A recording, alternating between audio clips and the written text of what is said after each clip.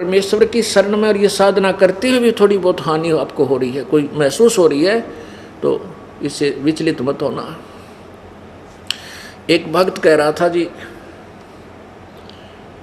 मैं नाम लेकर गया था, रास्ते में सामान चोरी हो गया, फिर मैं गिर गया, गिर कर टांग चोट लाएगी हैं, फिर वो कई महीनों में आया, 8-9 महीने में, क्योंकि मन है ना, ये काल है, ये सत्य भक्ति की तरफ चलने नहीं देता।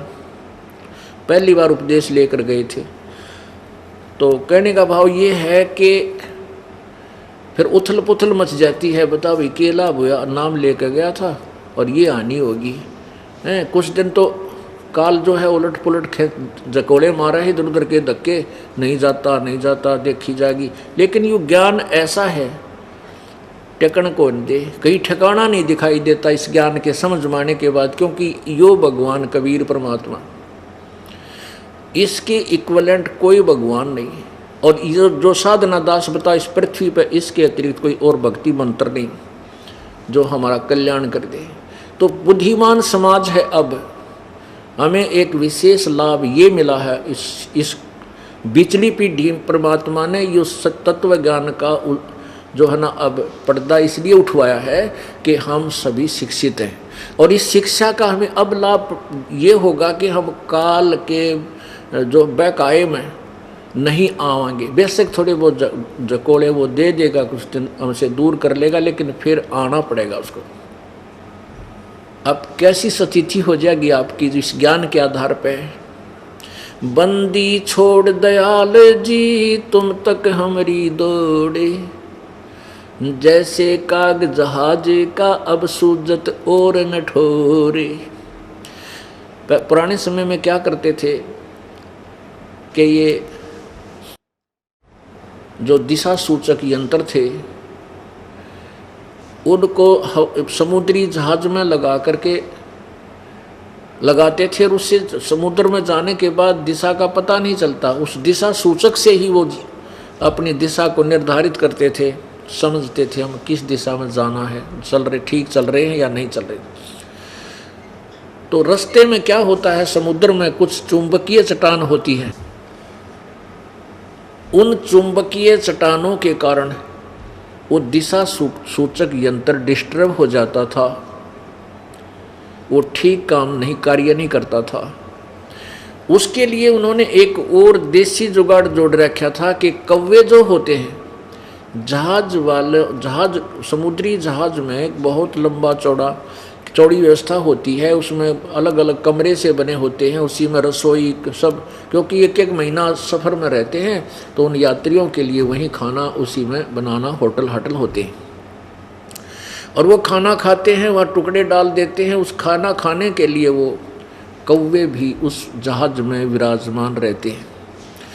तो जैसे जहाज जब चलता है बंदरगाह से और कौवा उसमें बैठ जाता है इस उद्देश्य से कि ये खाना खाएंगे तब मैं टुकड़ा खाऊंगा, आहार मिलेगा। रात्रि हो जाती है, शाम के समय खाना खा रहे हैं, उस लालच में बैठा चला जाता है, और रात इतने जहाज काफ़ी दूर तक चला जाता है, रात्रि हो जाती है, और रात्रि में जहाज लगभग 200 से 300 किलोमीटर दूर समुद्र में पहुंच जाता है। अब जहाज का चालक जो होता है सुबह उठेगा, वो अपने दिशा सूचक से तो देख ही लेता है, उस दिशा सूचक की जांच करने के लिए ठीक काम कर रहा कि नहीं कर रहा, वो कौवे का सहयोग लेता है।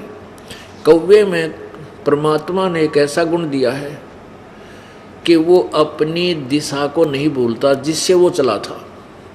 यदि जहाज पर बैठे कौवे को डले से विवश कर दिया जाए वहाँ से उड़ने को, तो वो उसी दिशा को चलता है, उड़ता है, वापस बैक चलता है जिस दिशा से वो चला था। तो जहाज का चालक सुबह उठ कर उस कौवे के डले मारे उसको विवश कर देता उस जहाज से उड़ने को, दूर भगाने को।